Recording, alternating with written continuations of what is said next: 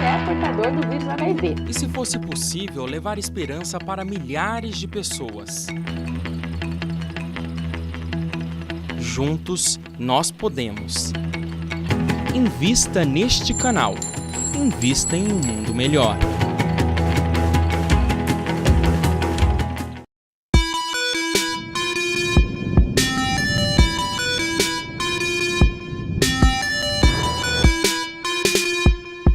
Esta é a TV Mundo Maior e este é o Mundo Maior em Debate, que hoje está tratando deste que é o primeiro veículo de imprensa espírita do mundo, a Revista Espírita. Essa é a edição de 1858, né? E eu vou fazer um convite a você. Que tal conhecer o Clube Amigos da Boa Nova? É o Clube Amigos da Boa Nova que é responsável por ir à sociedade buscar os recursos para que nós possamos levar a mensagem do Consolador Prometido a todos os cantos do planeta. Nós estamos numa televisão, né, numa estação de televisão. Aqui nós temos funcionários, aqui nós temos luzes. Você está nos vendo através de uma câmera, está nos ouvindo através do microfone. Né?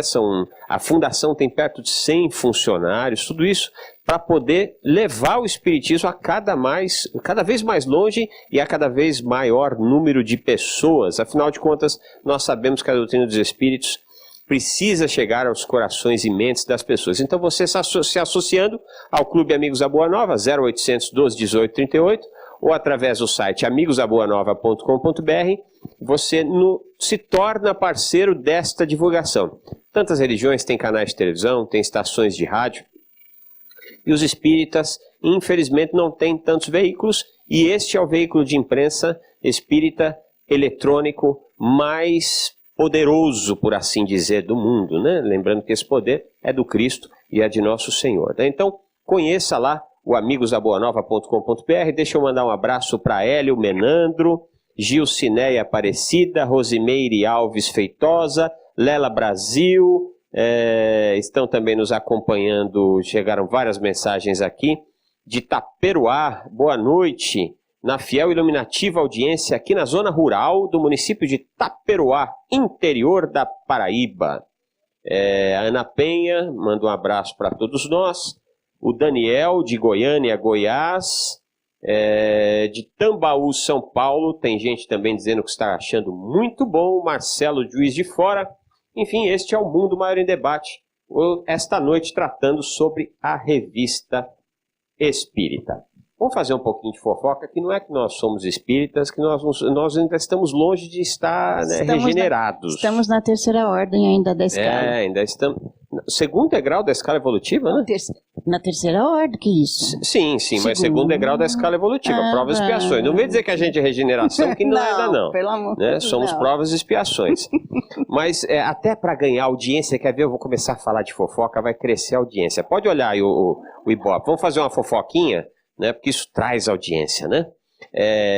Cristina, um dos momentos... Falou em fofoca e fala comigo, Fala gente. Contigo, né? Quando a revista passou para a batuta do Pierre Gaëtan Lemarie, ocorreu o trágico caso do processo dos espíritas, Isso. que ainda hoje mancha a doutrina dos espíritos, por exemplo, na Europa, né? Eu tive a oportunidade de algumas vezes, especialmente a França, e uma dessas ocasiões por ocasião do Congresso Espírita, quarto Congresso Espírita Mundial que se deu em Paris, né? E aí eu me lembro, passou umas senhoras, viu lá a placa, Congresso Espírita Mundial, riram jocosamente, né? Ainda lembram disso? Essa bobagem, esse negócio de adivinhação, enfim, ficou marcado, né? Da importância da gente estudar a doutrina dos espíritos, porque olha, gente, tem muito picareta aí se valendo da doutrina dos espíritos para poder ganhar dinheiro, para poder atrair fama. Então a gente precisa ter muito cuidado, e a gente só tem condições de separar o joio do trigo, e mesmo assim às vezes é difícil.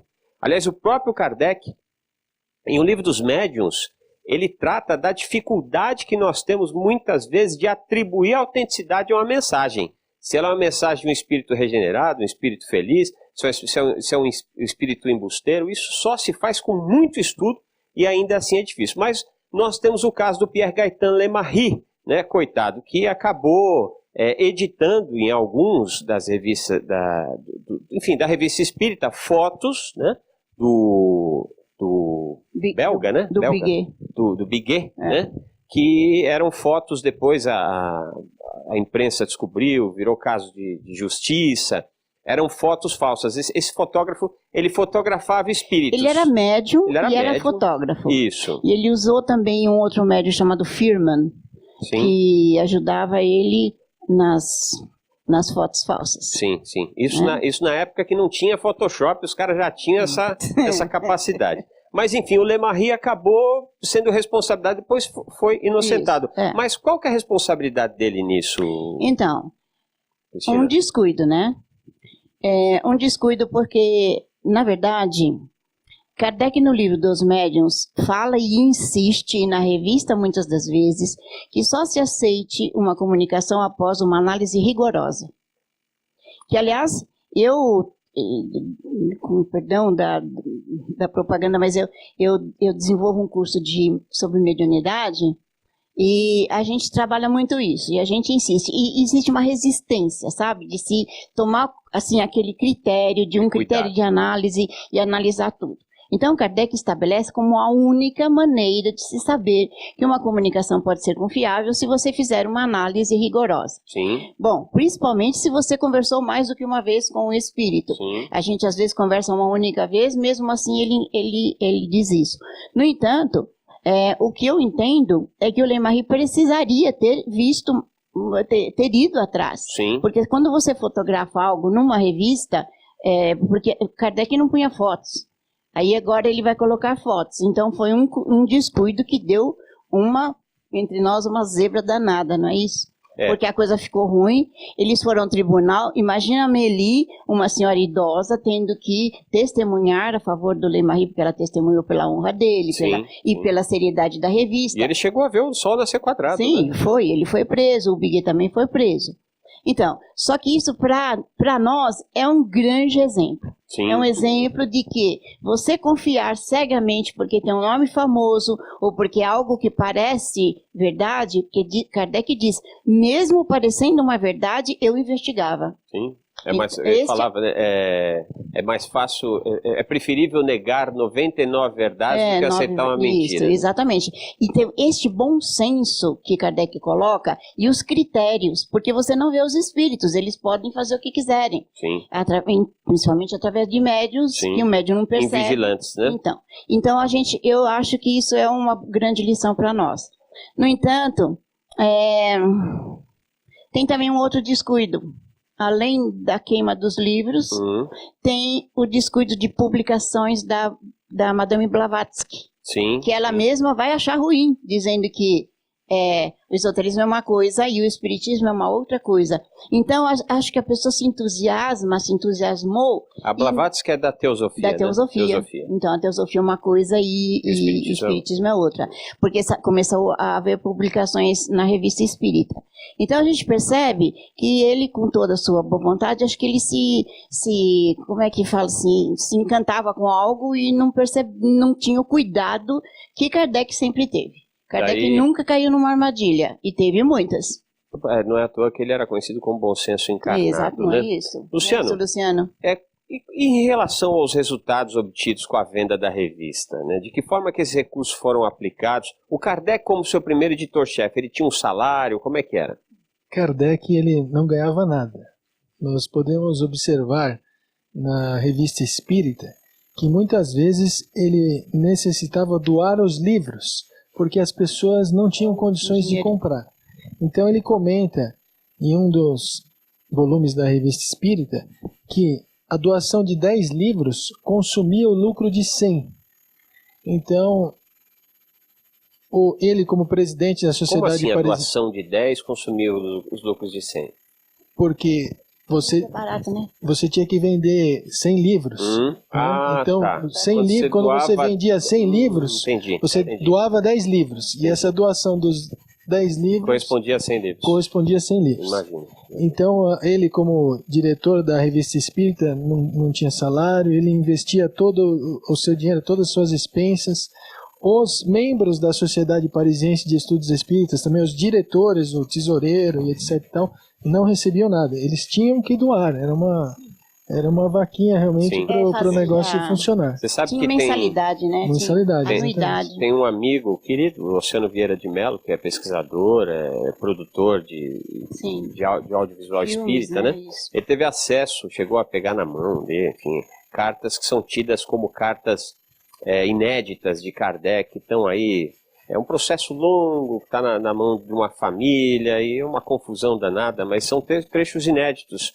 E ele disse que em uma dessas cartas, o Kardec diz assim, olha, ele de uma certa forma, ele assume a dificuldade financeira que ele passou e ele recomenda que cuidem que o próximo líder espírita seja assalariado. Olha só, curioso, isso tem nessas obras. Imagino que esse cara não passou, aliás, faliu 2 vezes, né?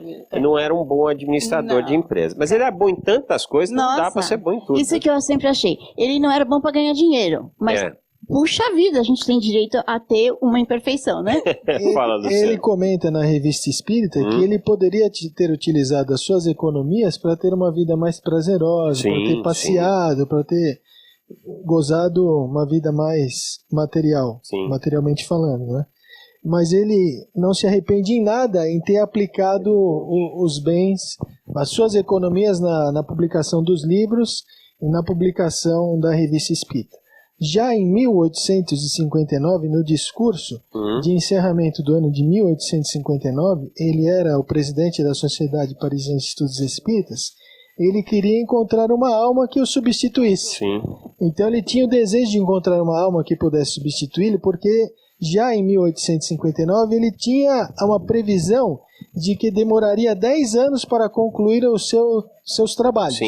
Então você vê, o Livro dos Médiuns, em 1861, o Evangelho em 64. Ele não queria ser reeleito, né? Não queria ser reeleito. O Céu e o Inferno em 65, a Gênesis em 68, e nem aproveitou muito que em 31 de março já partiu para o mundo espiritual. Aí é que ele aproveitou, Luciano. Foi. É aí que ele aproveitou. Foi o descanso aí que ficou livre da gente. Teve o merecimento. Então, mas tem que lembrar que a Amélie concordou com toda essa dificuldade. Isso, apoiou, sabe? Exato. Eu sempre entendo assim, ele e ela, os dois fizeram todo esse trabalho, porque sem ela não teria condições. Ela não queria passar o verão nos trópicos, provavelmente não queria ir pro shopping fazer as compras do mês, provavelmente não queria ir ao cabeleireiro toda semana, né? E tava na galeria, né? Tava lá. A galeria era das dondocas, era a galeria, e ela tava lá. Parceiraça, só que tava por outro objetivo, né?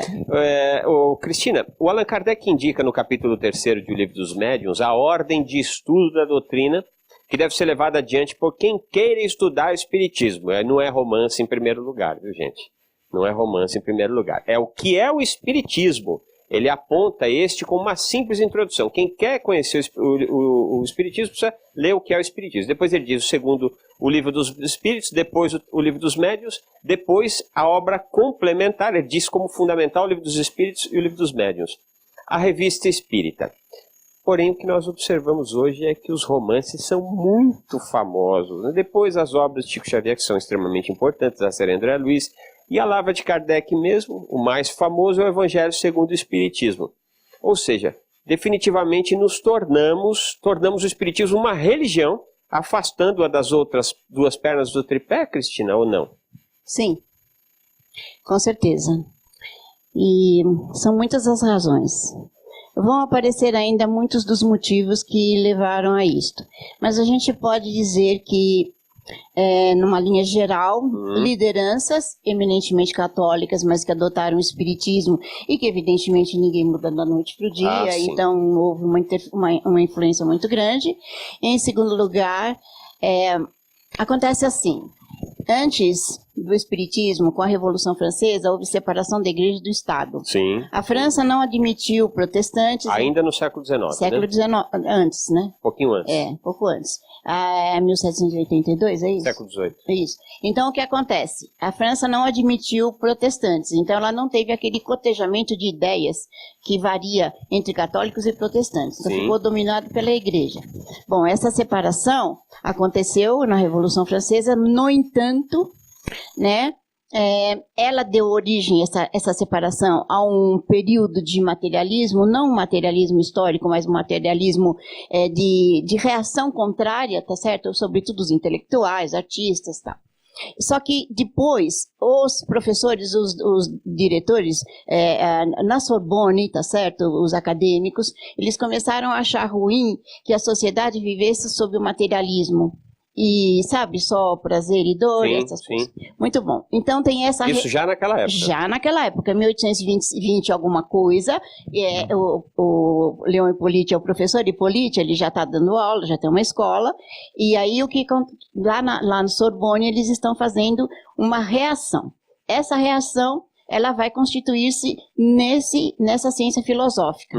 Então, eles se baseiam naquela psicologia espiritualista do Meni de Biran. Aí você tem um espiritualismo racional, que é sem religião. Muitas pessoas caminharam para esse lado, porque sabem da existência de Deus, da alma e todo o respeito a todo mundo, mas não tem religião. E depois caminhamos para as ciências filosóficas. Ora, o que acontece? Acontece que isto foi apagado. Com Napoleão III, já no final da codificação, então, existe uma reação... Napoleão III é contemporâneo ao Kardec. Contemporâneo a Kardec. Só que, então, ele vai apoiar a igreja numa reação que já vinha de antes, chamada transmontanismo, e foi aí que se estabeleceu que o Papa é a palavra final, que os clérigos têm que ficar dentro dos conventos. Eles multiplicaram em 100 o número de igrejas, eles passaram a fazer educação católica, então eles começaram a ocupar espaço. E eles argumentavam, lá na França, como aqui no Brasil, por exemplo, que houve também separação de igreja e Estado com a independência do Brasil, também na nossa Câmara, o argumento era assim: tá tudo bem separado, igreja e Estado, no entanto, por favor, nos ajudem, porque as pessoas que não têm religião, elas não têm moral. Percebe? Então, esse argumento, que é uma falácia, ele serviu de base porque as pessoas, na França, no caso, os mais antigos católicos, e começam a ficar com receio. Sim. Percebe? Então, isso vai acontecer. E dentro da universidade, eles vão depor Victor Cousin, que era a pessoa mais responsável pelas ciências filosóficas. Eles depõem o Victor Cousin e eles colocam uma outra pessoa que vai dar apoio na igreja. Então, os livros, eles começam a ser substituídos por outros livros, já não se formam professores nessa área das ciências filosóficas e assim por diante. Então, como isso aconteceu lá, tem um respaldo forte aqui no Brasil também, com detalhes que agora não importa citar. No entanto, uma coisa fica bem clara: tanto nas ciências filosóficas quanto no espiritismo, a essência é a autonomia, ou seja, você escolher aquilo que lhe convém. Tanto que Kardec faz nas leis morais, na lei de liberdade de consciência, liberdade de pensamento e liberdade de ação. Nós só falamos livre-arbítrio, que é a liberdade de ação, mas existe a de consciência e de pensamento. E isto combina justamente com você escolher aquilo que lhe convém, atos livres da sua vontade. A religião, ela é estruturada na heteronomia, ou seja, na obediência. Sim. Então, a pessoa com uma formação religiosa muito forte, ela teme a Deus, ela teme não seguir as regras da igreja, porque ela teme ir para o inferno ou algo parecido com isso, ser punida. No espiritismo não existe essa ideia. Sim. No entanto, percebe que mistura uma coisa com a outra. A maior prova da reencarnação são os espíritas, são os espíritas. Tem um ditado que diz assim: outro dia eu estava conversando com uma amiga, ela, graças a Deus, ascendeu na vida, ganhou muito dinheiro, e de repente ela resolveu fazer uma festa para a sobrinha como um formato de piquenique. Eu pensei assim: nossa, a pessoa chega na riqueza, mas a pobreza não sai dela. Né? E a mesma coisa, as pessoas chegam no espiritismo, mas o catolicismo está ali, forte. Gente, está forte. Então, você quer conhecer padre e freira espírita? É só você ir no centro espírita, tá cheio deles reencarnados. Luciano, um dos trechos mais conhecidos da Revista Espírita é a entrevista que Kardec fez junto ao espírito do compositor Mozart, né? Como encontramos esse relato na revista e qual a sua importância? Encontramos na revista de 1858. O espírito de Mozart foi evocado não por Allan Kardec, em princípio, e ele veio falar sobre as primeiras perguntas que fizeram para o espírito de Mozart são perguntas usuais, de como é que ele se encontrava, enfim, das condições do mundo espiritual. E o segundo interlocutor já era músico, então ele perguntou sobre a melodia para Mozart, então Mozart se sentiu mais à vontade. Então ele falou que morava em Júpiter, que Júpiter já é um planeta de regeneração e que a melodia de Júpiter é uma coisa assim que nós não temos ideia. Então, historicamente para nós é muito importante nós termos esse depoimento de Mozart, saber, né, do mundo de regeneração que é o mundo de Júpiter. Também na revista de 1858 temos 86 perguntas, se eu não estou enganado, de Bernard Palissy, que foi um oleiro, e aí sim, aí ele fala de vários detalhes do mundo de Júpiter, que é um planeta de regeneração, um planeta mais evoluído, que os animais são mais evoluídos, que lá existe, os corpos são mais... A vida é maior do que a nossa vida, cerca de 500 anos, 400 anos. A infância é curta. A infância é curta. Então são muitos detalhes do mundo de regeneração que a gente pode estudar na Revista Espírita de 1858. Aí, obviamente que vocês que estão nos assistindo estão perguntando, mas Luciano, como é que pode um telescópio Hubble que os astrônomos calcularam 2 trilhões de galáxias, que nós vivemos em uma das galáxias que tem entre 200 e 400 bilhões de estrelas, e os cientistas da Harvard dizem que há cerca de 17 bilhões de planetas na nossa Via Láctea com características semelhantes à Terra. E você vem com essa balela de 1858, que o corpo é mais diáfano e etc, como está lá, e como é que o telescópio não fotografa? Claro, não vai fotografar porque é uma outra dimensão, é uma outra condição de vida. Então, o Emmanuel nos diz no livro Roteiro, em 1952, que em nosso redor há 20 bilhões de espíritos. Então, o universo com 2 trilhões de galáxias, os espíritos estão ao nosso redor, estão no mundo, e como Joana de Anjos fala, nós somos herdeiros do universo. Ou seja, herdeiros do universo, vamos fazer a nossa parte, fazer o melhor possível para passarmos para um mundo de regeneração. No meu caso, eu acho que ainda vou ficar por aqui algumas reencarnações. Mas o Bezerra de Menezes já teria a condição de partir para um mundo de regeneração, e por amor ao Espiritismo, por amor a Allan Kardec, por amor a Jesus, ele permanece conosco, nos ajudando, procurando nos transformar o planeta Terra ajudando aos espíritas, né, ajudar a transformar o planeta Terra num planeta de regeneração. Um detalhe, há na Revista Espírita de 1858 um desenho mediúnico, uma fotografia, né, como se fosse uma fotografia, um desenho mediúnico da casa de Mozart em Júpiter. Então, Sardou, que é o médium Victorian Sardou, que é um dramaturgo. Olha, são inúmeros desenhos. Kardec queria até fazer um livro, só que não tinha condições financeiras. Não é fantástico? E hoje você vai lá, você vai na Wikipédia, lá vai na internet e você vê a cara da pessoa. O Victorian Sardou médium. Já trouxe. Nós temos uma ligação, José Mário de Jundiaí. Boa noite, José Mário. Boa noite. Tudo bom, querido? Tudo bem, tudo bem. Diga lá, meu irmão. Mais uma vez, boa noite e parabéns. Eu queria uma pergunta aqui deixar para vocês. Nesse período, quem eram os leitores dessa revista? Se eles tinham acesso livre, geral, ou era de uma forma clandestina? Os leitores das revistas eram aquelas pessoas a quem Allan Kardec se comunicava. Como eu tive a oportunidade de falar aqui, Washington levantou 280 cidades e com essas 280 cidades nós constatamos os 1.100 espíritas. Em 1863, Allan Kardec ele tinha 3.600 mensagens no seu acervo. Dessas 3.600 mensagens, apenas 10% delas eram publicáveis. 90% eram mensagens pessoais. Então, Kardec ele se comunicava com muitas pessoas fora da França e, enfim, por todos os continentes. E, obviamente, esses eram os assinantes, eles assinavam a Revista Espírita como nós assinamos a Folha de São Paulo, o Estado de São Paulo ou qualquer outra revista que nós temos. O número de janeiro ele lançou para os conhecidos. aí vão se tornando sócios, e aí ele diz, eu vou continuar. Não é isso? Claro. No fim do primeiro ano, para passar para 59, ele diz, nós vamos continuar, porque agora nós temos sócios que podem nos ajudar. Sim. É assim que o pessoal lia a revista. Eram os sócios do Clube Amigos da Boa Nova, né? Já estavam lá reencarnados, né? Encarnados naquela ocasião, depois eles reencarnaram aqui no Brasil para se tornar sócios do Clube Amigos da Boa Nova, continuar patrocinando a imprensa espírita 0800 12 18 38. A gente tem que aproveitar para fazer merchan, né? Serve, não é fácil, não estamos nos aproveitando, ou melhor, nos aproximando das contas de final do ano e não vai ser fácil pagar. Então você é o nosso 0800 12 18 38. Decorou, pensa que não. É isso aí. Olha, Kardec mandou... Antes da gente, vamos para um breve intervalo, mas vou mandar aqui um abraço para as pessoas que estão nos acompanhando. Bernadette Vieira Lima, de Aracati, no Ceará.